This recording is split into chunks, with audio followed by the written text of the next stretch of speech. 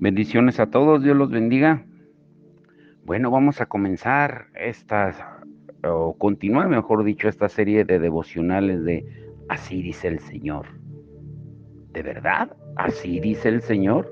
¿Cómo discernir cuando Dios nos habla a través de otra persona? Y como ya nos hemos dado cuenta, durante esta serie de estudios que hemos estado llevando a cabo, hay mucha palabra falsa etiquetada con así dice el Señor. Ahora, escucha bien esto.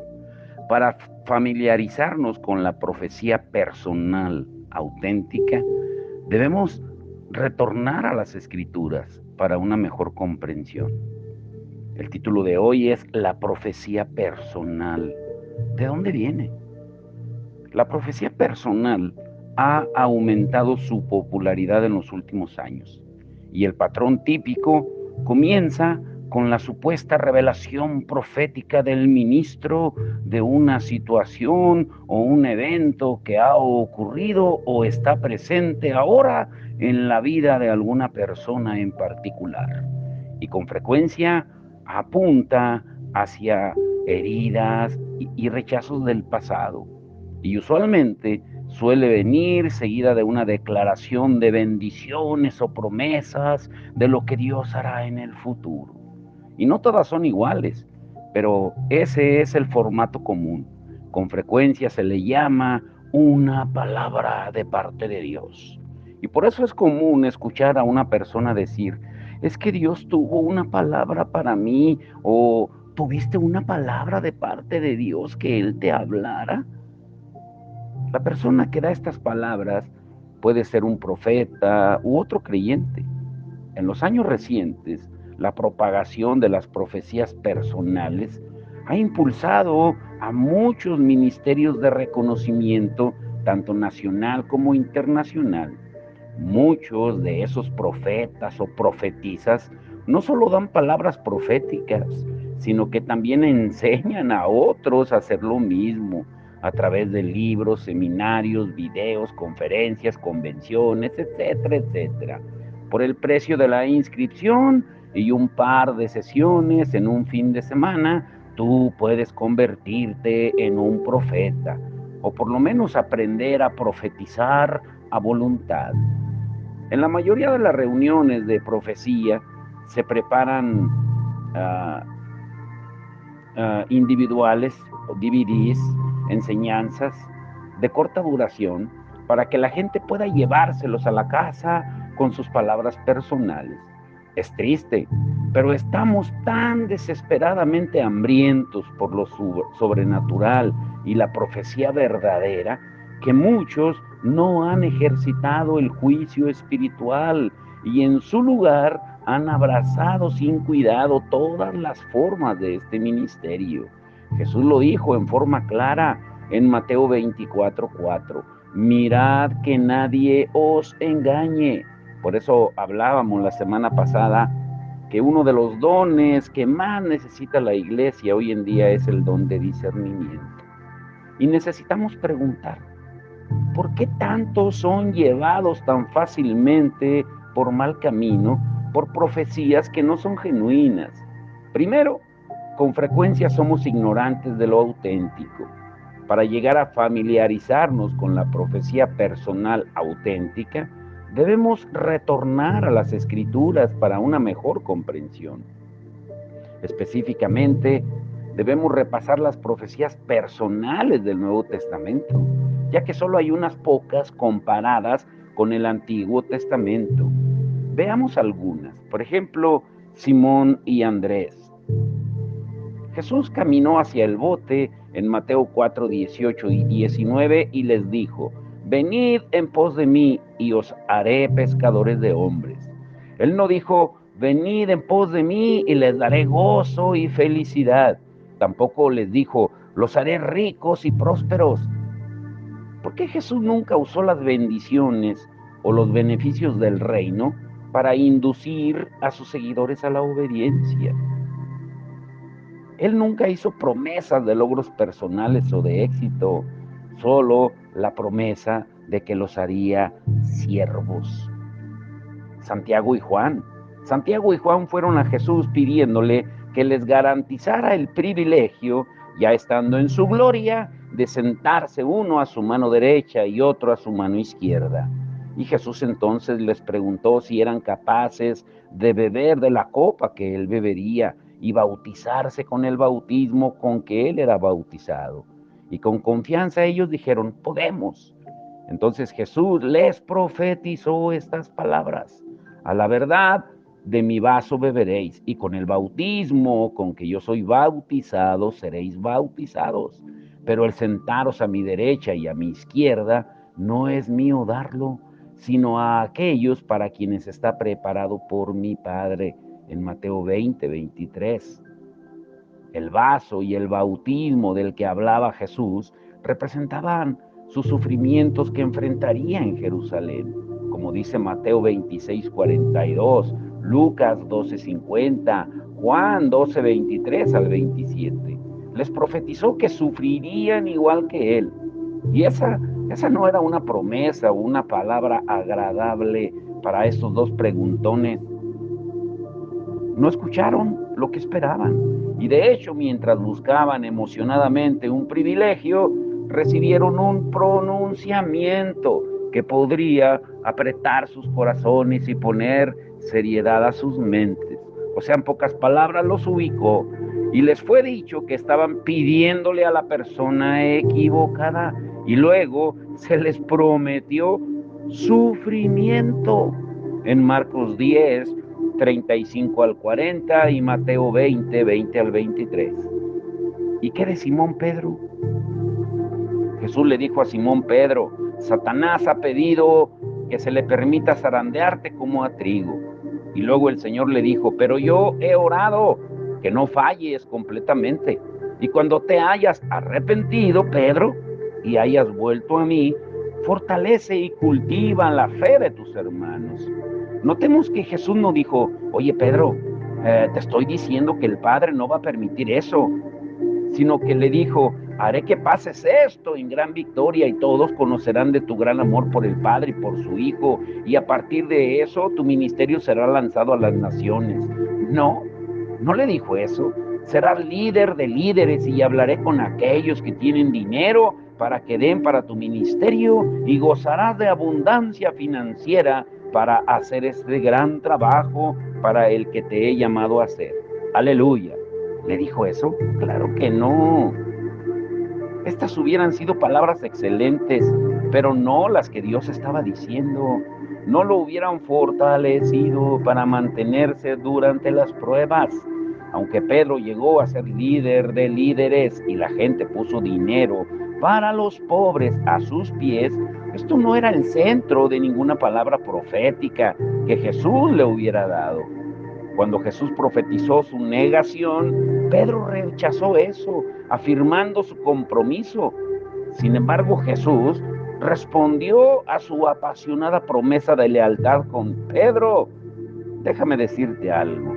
Antes que el gallo cante, me negarás 3 veces que me conoces. En Lucas 22:31 al 34. ¡Qué palabra profética tan fuerte! Ahora, ¿por qué Jesús no dijo: Pedro, mi Padre dice, tú eres el más fiel de todos mis discípulos, sé que nunca te apartarás de mí?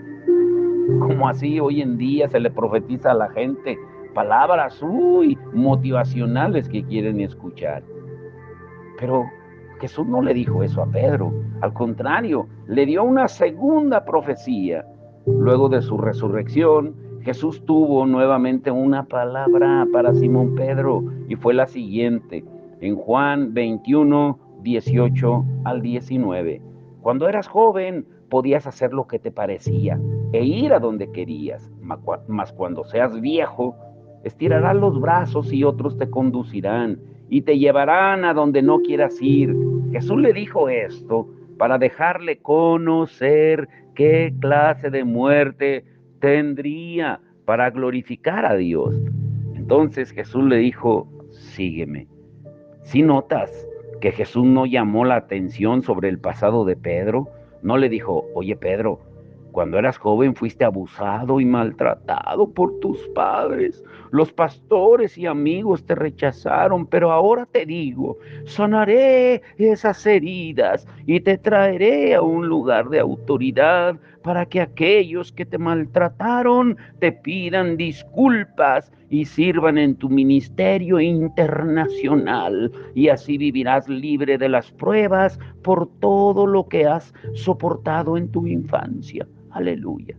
No, claro que no. Ahora, eso está impactante. Agárrense bien aquí. ¿Qué le sucedió a un miembro de la iglesia primitiva? A una mujer llamada Zafira y a su esposo Ananías. Una profecía personal les fue dada a Ananías y Zafira luego de que ella y su esposo habían conspirado y mentido al Espíritu Santo. Y Pedro les dijo en Hechos 5, pueden leer la historia del 1 al 11, ¿por qué convinisteis en tentar al Espíritu del Señor? He aquí a la puerta, a los pies de los que han sepultado a tu marido, y te sacarán a ti. Si notas que Pedro no le dijo, y el Señor te dice, tú eres mi hija y yo soy el Dios de las segundas oportunidades. ¿Quieres volver a pensar lo que dijiste? Porque yo sé que no fue en serio lo que hablaste. Claro que no. ¿Y qué de Pablo, el apóstol? Una profecía personal le fue dada a Pablo en Tiro. El profeta Ágabo vino y tomó el cinturón de Pablo y ató sus manos y sus pies y le dijo, esto dice el Espíritu Santo, así atarán los judíos en Jerusalén al varón de quien es este cinto y le entregarán en manos de los gentiles. En Hechos 21, 10 al 11. Si notas que Ágabo no dice, así dice el Espíritu Santo, hay algunos que tratarán de impedir tu ministerio en Jerusalén, pero yo me levantaré contra ellos y evitaré que te encadenen y te lleven preso. O sea, no le dio una profecía emocionante de protección, ¿no? Sino le dijo lo que en realidad estaba hablando el Espíritu de Dios. Ahora, punto número 1, espero que estés entendiendo. ¿Cuáles son los patrones del Nuevo Testamento para las profecías personales? Estas profecías del Nuevo Testamento que acabamos de estudiar no siguen los patrones o los contenidos de las palabras que con tanta frecuencia escuchamos hoy en día en las iglesias, en las campañas, en las convenciones, etcétera. Tú puedes asistir a lo que muchos llaman conferencias o reuniones proféticas, y en algunas de esas reuniones numerosas personas son llamadas y se les dan palabras personales de parte de Dios. Y con mucha frecuencia están precedidas por así dice el Señor, o escucha lo que el Señor te dice, o escuché al Señor decir, o Dios dice, etcétera, etcétera. Pero la pregunta es, ¿vienen todas esas palabras realmente de la boca de Dios? Cuando la mayoría de ellas siguen un patrón completamente diferente del establecido en las Escrituras. Cuando alguien hablaba proféticamente en el Nuevo Testamento, con frecuencia era para traer corrección a la gente que había cambiado de curso, o si sus vidas estaban en el blanco. Las palabras proféticas los fortalecían para las batallas y pruebas que tenían por delante. Es por esto que Pablo anima a Timoteo a pelear la buena batalla con las profecías que le habían sido dadas. En primera de Timoteo 1:18, Timoteo tenía un corazón puro y su vida estaba correcta. Él fue equipado con la profecía cuando enfrentó las pruebas o batallas. Y esto también fue verdad con Pablo, cuando recibió palabra profética de Ágabo. Las palabras proféticas fortalecieron la posición de Pablo, al punto de decir en Hechos 21:13, porque yo estoy dispuesto no solo a ser atado, mas aún a morir en Jerusalén por el nombre del Señor Jesús. Otras veces las palabras proféticas fueron dadas para impartir dones o apartar a creyentes del ministerio. Estas palabras vinieron de líderes probados que trabajaban entre los creyentes y conocían sus vidas, no por profetas que conocen muy poco o nada acerca de ellos, como dice Primera de Timoteo 5:22, Hechos 13, 1 al 4.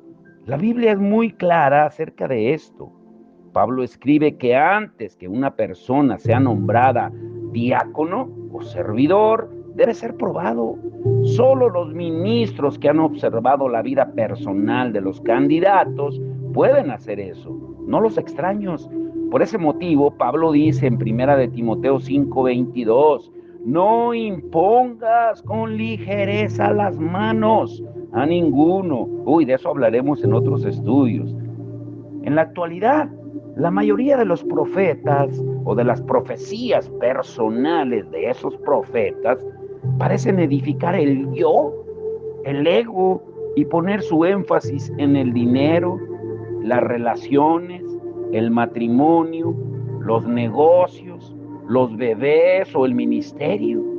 Cuando digo ministerio no es nada parecido a lo que ya leímos en las escrituras anteriores. Las palabras actuales casi siempre parecen decir cuán estimulante será el llamado, o cuán grandemente los usará Dios, o cuán importantes son o serán. Y entonces tenemos palabras dadas a personas relacionándolos a posiciones de liderazgo de parte del profeta, que no conocen nada acerca de la vida individual de ellos. Miremos algunas palabras actuales que se le dan a personas o a individuos y tengan en mente lo que hemos visto en la Escritura mientras leen estas palabras dichas como si vinieran directamente de la boca de Dios. Yo recuerdo muy claramente en una convención en Los Ángeles, California, un hombre joven al que conozco personalmente me pidió que escuchara un audio de una palabra que había recibido de parte de alguien que le profetizó. Y comenzaba diciéndole a él que sería un profeta del Señor y que entrenaría gente en lo profético. Y lo siguiente es más o menos una transcripción de lo que le dijo. Y le dijo esto: te veo en un club campestre como en una cancha de tenis. Y el Señor dice que te enviará a través de una puerta para ministrar a una multitud en el club campestre. No podrá ser comprado o vendido, porque el Señor te va a dar una riqueza independiente que te hará permanecer sin depender de la codicia en la que muchos han caído. El Señor construirá bajo tu cuidado una máquina de hacer dinero. Ay, que sí hemos escuchado esa palabra. Una organización y la habilidad de generar finanzas que generarán y desarrollarán una riqueza independiente. Pero el Señor te recuerda, Él hará el resto para que recuerdes que ningún hombre toma en cuenta las palabras de un hombre sabio pobre.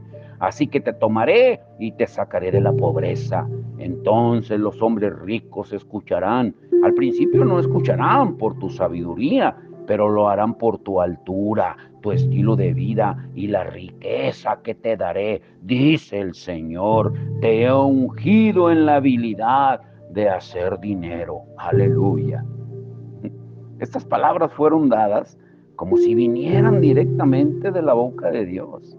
Pero analicemos algunos puntos. En primer lugar, ningún hombre toma en cuenta las palabras de un hombre sabio pobre. ¿Es así? ¿Y qué de Juan el Bautista, quien vivió en el desierto alimentándose de langostas y miel? ¿Han sido olvidadas sus palabras? Jesús hasta le preguntó a las multitudes por qué iban a escuchar al pobre Juan en pobres vestimentas cuando podían escuchar a los ricos reyes en los palacios. Les dijo así, no. ¿Y qué acerca de Elías, quien vivió en cuevas y desiertos? ¿Fueron sus palabras o las de Acab las que permanecieron frente a las pruebas del tiempo? ¿Y qué acerca de los discípulos? de Jerusalén, quienes tenían todas las cosas en común para que nadie sufriera necesidad. De todas formas, por lo general, no se relaciona a los profetas bíblicos con clubes campestres ungidos. Jeremías batalló en forma constante con el rechazo de los ricos e influyentes. Tal vez necesitaba esa unción para hacer dinero. Simplemente, pues no me imagino al Señor diciendo eso. Por otra parte, ¿desde cuándo la abundancia del dinero asegura la libertad de la codicia? La Biblia dice que el rico no tiene descanso porque siempre está preocupado en cómo obtener más, pero el pobre duerme profundamente, en Eclesiastés 5:12. O sea, el amor al dinero, como dice Pablo en primera de Timoteo 6:10, es la raíz de todos los males. Y no solo juzgo esa palabra como que no es del Señor, la que le dieron a mi amigo, sino que tampoco es escritural. Y si puedo decir al escuchar el audio que el hombre que estaba dando la palabra estaba cargado de emoción y gritando, y escuchar a la gente en el auditorio aplaudiendo y gritando emocionados, pues aún así no se siente la unción o la presencia de Dios. ¿Qué efecto tuvieron esas palabras en mi amigo, en este hombre joven? ¿Lo fortalecieron para las pruebas o las batallas? ¿Llevaron su corazón hacia Dios? Yo le pregunté, ¿cómo te sentiste mientras te decían todo eso? ¿Te hizo sentir bien? Él dijo, sí. Y le pregunté, ¿hizo la palabra que quisieras abrazar al profeta que la estaba entregando? Y nuevamente dijo que sí. El tiempo pasó desde que la palabra había sido dada, y entonces le pregunté un poco más. ¿Crees que esa fue una palabra de Dios? Pues la verdad no, respondió. O sea, la gente va a esa clase de eventos deseando recibir una palabra de parte de Dios, pero lo que realmente quieren tener es una vista de su futuro, quieren que les adivinen. Entonces, ¿es este ministro un profeta o un adivino cristiano? Un pastor me retransmitió una palabra que recibió su hijo de parte de un muy conocido profeta, que el pastor me dijo, oye, Francisco, si conoces tú a mi hijo, sabrás que esa fue de las peores palabras que le podrían haber dado, porque alimentó una debilidad en él, ya que mi hijo a veces llega al extremo de ser muy confiado. El pastor compartió entonces cómo el profeta le dijo a su hijo que Dios lo había llamado al ministerio a tiempo completo, y continuó acerca de cuán grande y poderoso sería su ministerio. Y entonces dijo, nunca tendrás que pastorear alguna pequeña iglesia de 50 miembros.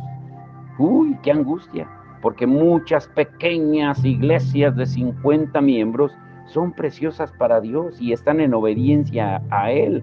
Hay iglesias de 5,000 miembros que se han desviado del corazón, de los caminos de Dios, y mucho más que varias pequeñas iglesias. Los números son importantes desde el punto de vista humano, pero Dios ve las cosas de manera diferente. Por ejemplo, podemos ver el ejemplo de Ananías cuando el Señor le habla para que le vaya a ministrar a Pablo, o a Felipe cuando le dijo que saliera de Samaria y se fuera al desierto a predicarle al eunuco. Al Señor le interesan las almas, no los números. Pero nuevamente, la palabra es dada como si viniera directamente de la boca de Dios sin tener respaldo bíblico. Para obedecer la palabra necesitamos de verdad confirmarlo con la misma palabra. Entendámoslo muy bien esto. La profecía más trágica que conozco acerca de bebés fue la que un ministro le dio a una joven soltera, virgen, y le dijo que el Señor le había mostrado que ella estaba encinta. Y esta señorita estaba comprometida y visitando la iglesia, y esto la humilló delante de toda la congregación y argumentó que era imposible. Y el profeta supuesto argumentó que el Señor le había mostrado que era verdad. Y cuando él fue confrontado luego del servicio, se volvió para atrás y cambió sus palabras, diciendo que cuando ella se casara, tendría una pequeña niña. Y ella actualmente está casada y han pasado años desde entonces. Nunca existió el bebé antes de casarse. En cuanto a la niña, pues existe el 50% de probabilidades de que sea niño o sea niña. O sea, es tirar la palabra al aire. Ahora, escucha bien esto para ir concluyendo por hoy. Cientos de miles, estos son solo algunos ejemplos, pero cientos de miles de esta clase de palabras han sido dadas a la iglesia en los últimos pocos años y a todos los niveles, personal, local, en iglesias, conferencias, convenciones y a nivel nacional, y usan palabras supuestamente proféticas, y como son respetados profetas o ministros, para hacer válida lo que están hablando, le agregan el así dice el Señor. Si tú examinas la forma y función de la expresión profética en las referencias escriturales y las comparas con lo que tenemos actualmente, pues eso nos va a ayudar a restaurar la pauta correcta para discernir y juzgar la profecía. Pero por tanto tiempo nos hemos acostumbrado a la mentira, que ya no tenemos estómago para la verdad, porque pronto pensamos que lo anormal es normal. Si los ministros, pastores, líderes de la iglesia primitiva en el libro de Hechos asistieran a algunos de nuestras conferencias proféticas, sus bocas se quedarían abiertas en completo shock y asombro. Llorarían como Jeremías con sus corazones rotos por la contaminación del ministerio profético. Como hablamos el viernes, la corrupción profética. ¿Qué ha sucedido?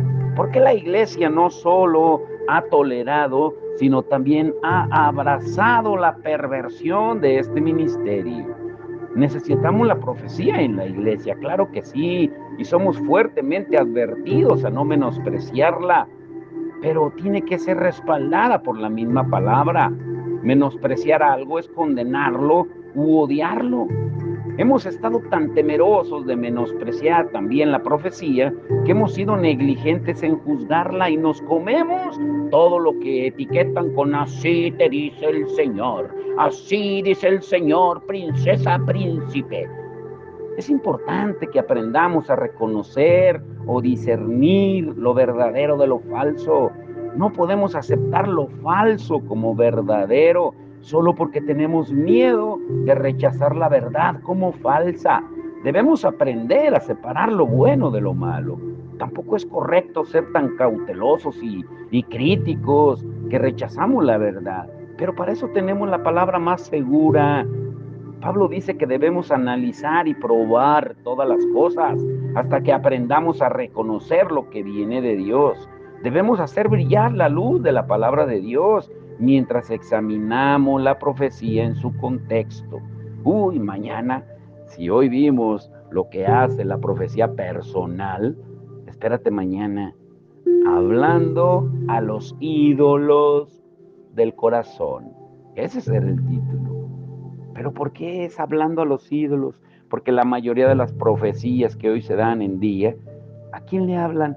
Pues a los ídolos de tu corazón, a lo que tú quieres oír, pero no a lo que Dios dice. Vamos a orar. Padre, en el nombre de Jesús, Señor, ayúdanos a tener discernimiento de tu palabra, Señor.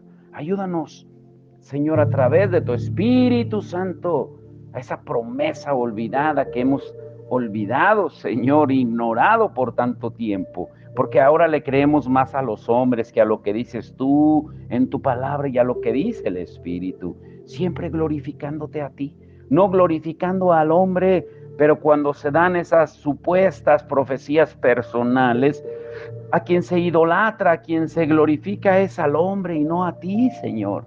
Que volvamos, Señor, a la raíz de tu palabra.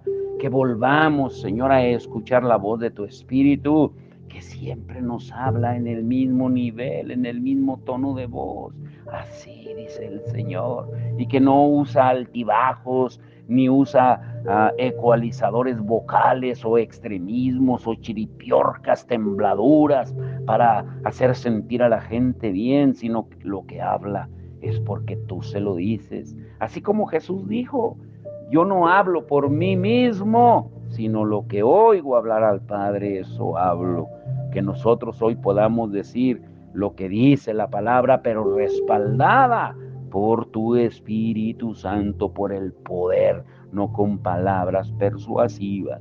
Te damos toda la gloria y la honra en el nombre de Jesucristo. Amén y amén.